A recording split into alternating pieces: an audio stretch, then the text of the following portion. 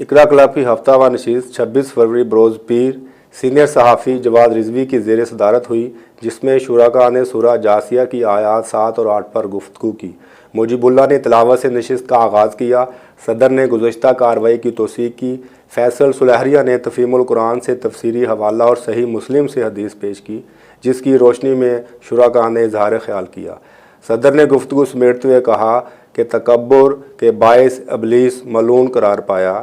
یہ انسان کو سیدھی راہ سے بے راہ کرنے والا بنیادی محرک اور تمام بری صفات کا بیج ہے، جس کے بیخ کنی قرآن نشتر سے ہی ممکن ہے۔ قرآن جاہ و جلال کے سامنے غرور کا سر نیچا اور دل میں شکر گزاری کا احساس پیدا ہوتا ہے۔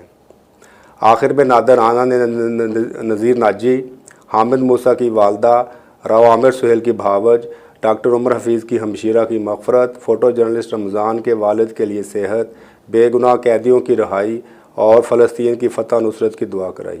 فرحان شاکر، فرخ ریاض بٹ، فاروق شہزاد، جمیل شیخ، حبیب چوہان، خالد چودھری، ذوالفقار عثمانی، شاہد ریجا، حافظ نعیم، بختگیر چودھری، میاں عارف اور حامد نواز نے گفتگو کی۔